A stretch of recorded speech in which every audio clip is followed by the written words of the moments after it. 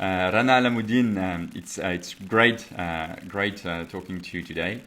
You've accepted to become a patron of the Festival Ciné-Palestine, which will start on the 23rd of May in Paris and will end on the 5th of June. I wanted to know why. Why did you accept our invitation?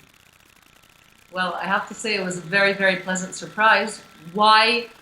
There are many reasons why. One of them is, of course, as a Lebanese woman and, as a Lebanese citizen and artist, Palestine, and I don't want to say the cause, because the cause sounds it's become such a fabricated and rigid word, but the Palestinian-Israeli, situation is part of our situation as Lebanese. I mean, we have Palestinian refugees in our country.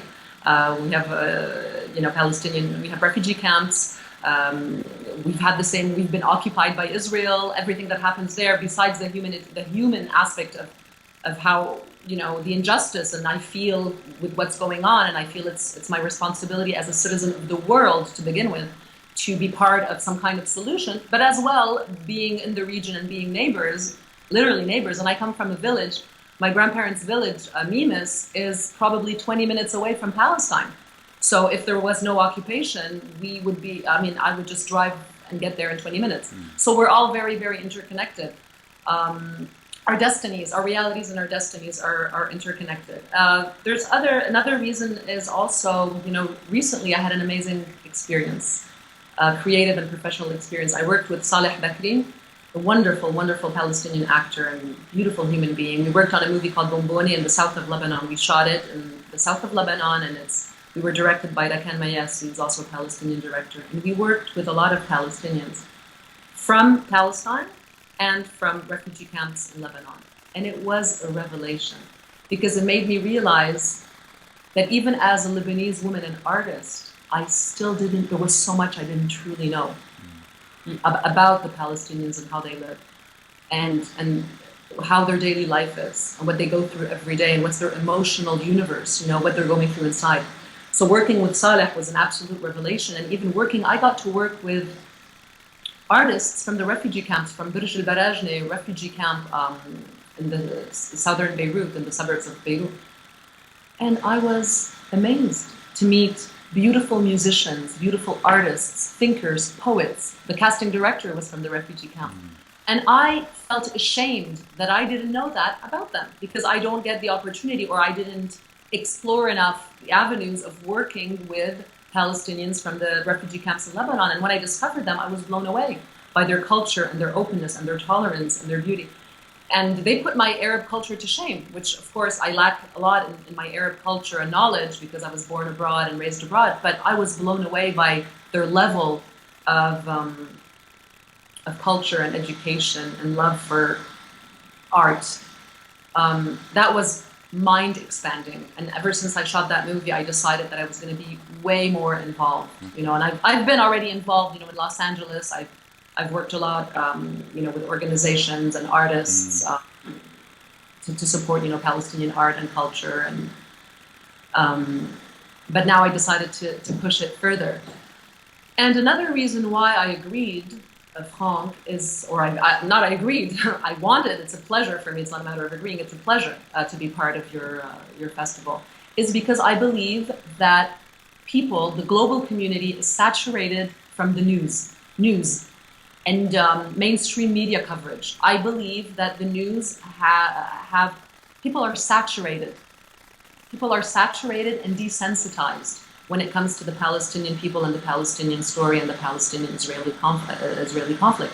People are desensitized because all you see, people have become numbers, so the victims have become numbers, and the shellings and the bombings and the injustices. And I feel that cinema now, arts and culture in general, and cinema to be specific, and Palestinian cinema, is going to humanize again the Palestinian issue and the Palestinian people.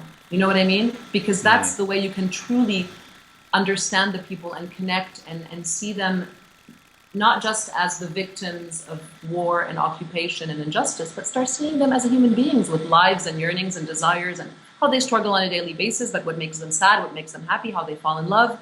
That, I think, is going to counterbalance the numbness of the news and how people are desensitized all over the world.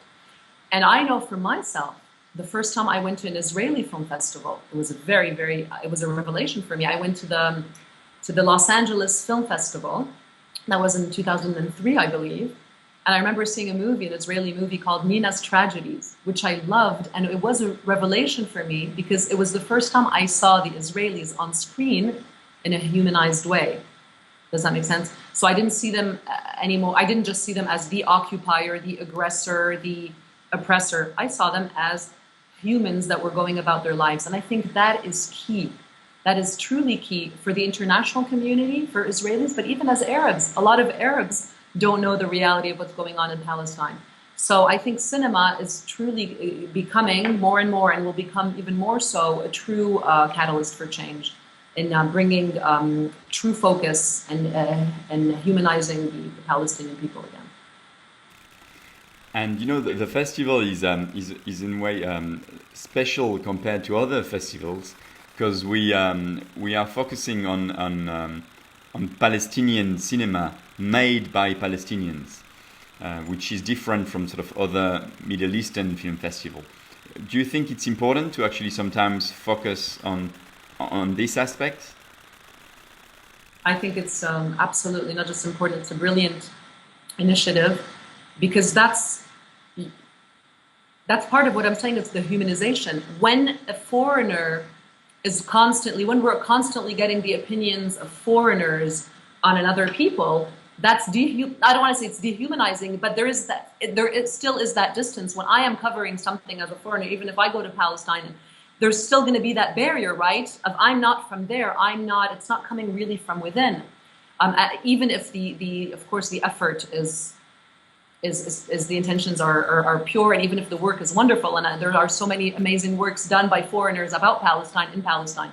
But I think that when it comes from within, that's when it's most authentic, and that's when it can pierce through to people, and people can be really moved and understand the true reality. Like for me, I worked with a lot of people, but working, for instance, with Saleh and his brother Ziad Bakri, when I worked with them, because they had come directly from Haifa, and they brought with them their art and their culture and their daily lives, it affected me and it opened my eyes in such a more honest and powerful way. So absolutely, I think what you're doing is, to me, groundbreaking.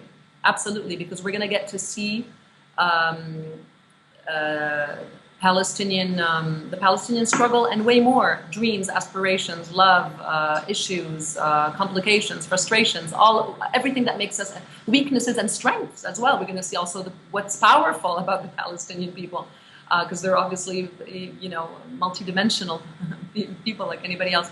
So I think that focusing on Palestinian cinema made by Palestinian filmmakers is absolutely a visionary way to go. Yeah. Finally, we've talked about this just before.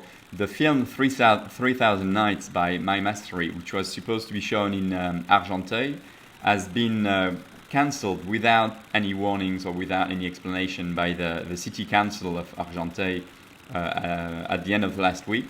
What do you make of it? Well, my first reaction before you gave me a bit of information was, obviously some people are afraid of stirring controversy. And after you told me that the mayor apparently of Argenteuil is right-wing, he's a right-wing mayor, so it makes all the more sense. I'm shocked, to be honest with you. I'm shocked because it's a Palestinian movie just like any other movie from the Middle East or from the Mediterranean region. I mean, we're all Mediterraneans. It should not be discriminated against, right? But it seems that it probably doesn't work with his political affiliations, and he doesn't want to ruffle any feathers, doesn't want to upset maybe political partners or people he works with, and he's trying to preserve his interests. And it's sad because this is something that happens all the time. But then again, we have to also understand that not everybody cares about, a lot of people, care more about their personal interests and keeping other politicians happy. So it's our job, we get to counterbalance it. So I say, let's counterbalance it by creating some noise around it and creating some awareness around it, so that more and more people are aware of what's going on. And the locals of Argenteuil also now can understand more of where policies are coming from and what's happening in their district, you know? Rana, thanks a lot, and I'm very much looking forward to seeing you at the festival in a couple of weeks now. Me too. I'm very much looking forward to it. Thanks, Rana. Thank you.